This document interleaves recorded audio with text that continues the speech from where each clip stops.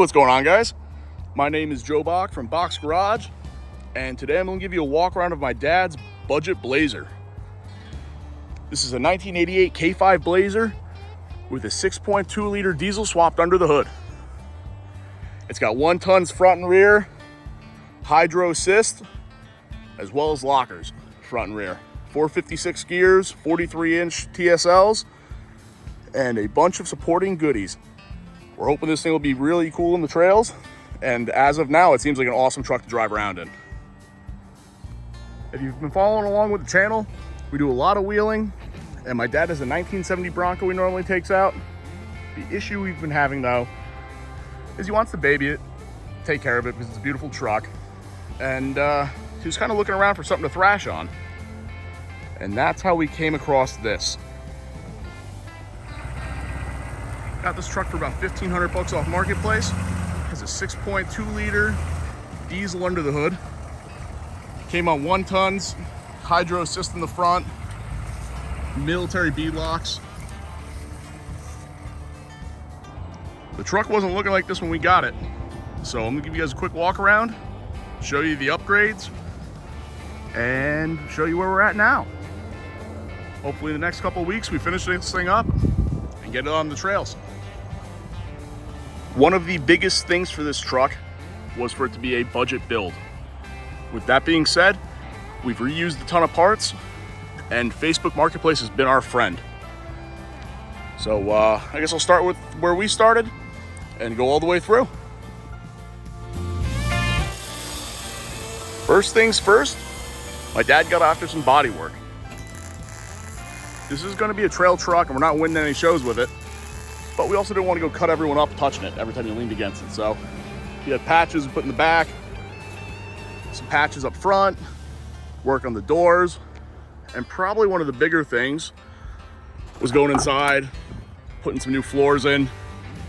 I think under here is all new, so definitely a good thing to get done. And right now it's primed. It's going to be painted soon. I think we're going to go with a camo paint job on it. That way, if he touches it up in the woods, it'll be easy to touch up with the paint. Going from there, we needed upgrades for keeping this thing in one piece in the woods, as well as getting it through the trails.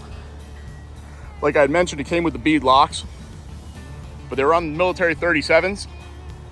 We stuck on my 43-inch Super Swampers, SXs, and I think they might even be stickies too. A little bit of dry rot, so that's why I stopped riding them on the roads, but tons of tread. So they should be really, something special. Then going to armor, we'll start up front here. He built this bumper up, a couple shackles from Harbor Freight, a 13,000-pound winch off of, I think it was Amazon, and that was that. Moving around the sides, we got sliders.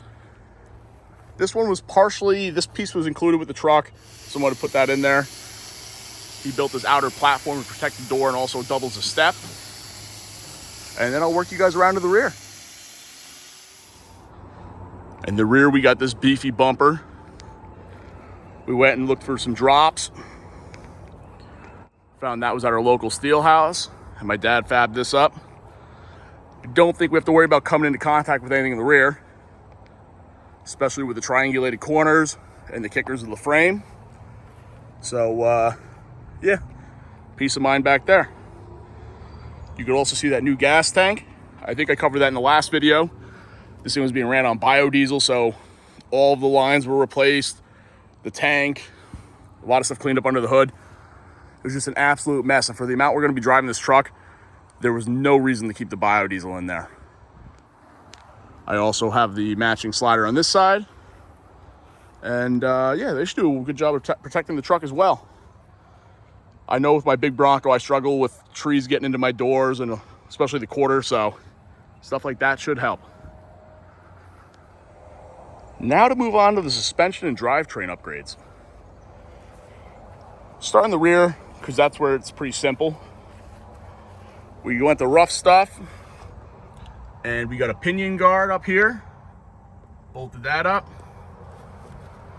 Got a diff cover for the 14 bolt in the rear. And then also, the truck wasn't really level, so some blocks and new U-joints, or U-bolts, were ordered to go and square things up. Old U-bolts were also pretty nasty, so it's a good idea to change them up. I forgot to mention this thing had 456 gears in it, and when we opened up the rear to change the fluid and check everything out, I poked around a little bit, and I've got a little clip from then. So we're out here with the Blazer, and we're putting the rough stuff diff cover on and pinion guard, and we're looking at our rear locker option, and I guess there was two types of lockers that came with these units. This is a 14 bolt from a military truck, and the Blazer's got gov locks, which are not really too strong, and I guess the pickup version's got these Detroit lockers, and it's not a spool that's fully locked, but it's a mechanical locker that locks up when it senses a change of speed in between the two tires. And right now I must have moved it quick enough to lock it. But if you play with it, you can actually get the one side to unlock and spin freely. Oh, let's see if I can do that. Oh, maybe not. There we go. So for turns, light turns, it'll go and you can spin like an open rear end. But if it senses a large change, it'll actually lock up, kind of like we had going on. So like now it's locked, but it can unlock for turns. So apparently this is the stronger of the unit, so we're going to keep it until it breaks, I guess. Moving to the front, I think this is where things got a little bit more interesting. I was mentioning Facebook Marketplace earlier, and one thing I stumbled across was a cheap high steer kit. So you can see there that our steering is up over the leaf springs, keeping that out of the rocks. And we also have our ram up there for our hydro assist. So that should keep everything nicely protected and do a good job. You can also see on the front is a diff cover. That's a Dana 60 diff cover from Rough Stuff. And that actually came off of my Bronco. That was the takeoff when I went to the shave kit. So I'm happy to find it a new home on here. What's behind that diff cover and what you can see poking out the front is an air fitting. That air fitting is actually for a Yukon zip locker. And that's a Yukon zip locker in the middle. It's an air actuated locker. But we ran into some issues when we were bench testing it. He hit air to it, heard it engage, and then he went to go spin the spider gears in there and they're locked up. So we thought this thing had locked up and didn't engage. Well, we did some learning, digging, we took the entire thing apart, and it's engaged in its natural state. Apparently being cheap, the one I got off Facebook Marketplace was the competition version, which when doesn't have air to it, it's locked. So you got both axle shafts going as well as the pinion. So then when you put air to it, that's how we're testing it, also looking for leaks, it becomes open. Now this is just spinning and the other axle shaft, but not the drive shaft. So first time we saw one of them, and I think Yukon zip lockers are the only ones that do that, but it's the competition series, so learn something new every day. It only took us about 4 hours to learn it and to take the whole thing apart.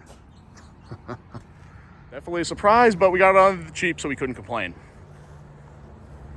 For that, we went and put an onboard air compressor in the back, a little unit from Harbor Freight, and we're in the midst of wiring that up now, and it should be good to go in a little bit. Another piece we played with in the front end was our spring mounting points. This was all rigged together, pieces bolted to other pieces, and just a whole hodgepodge of everything.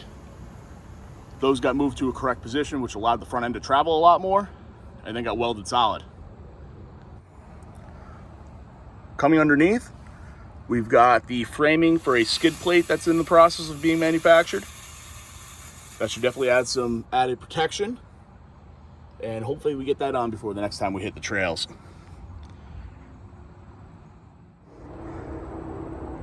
Before this thing hits the trails, I think we've got about 3 things left to do. We got to install the air compressor in the back, We've got to run our wiring and air lines to our front locker, and then we got to paint this thing. Other than that, probably just a good once over, and this thing's ready to rock and roll. If you guys want to see this run against my Bronco on 44s with a 7.3, be sure to subscribe. Thank you for watching. Hope you enjoyed, and have a good day.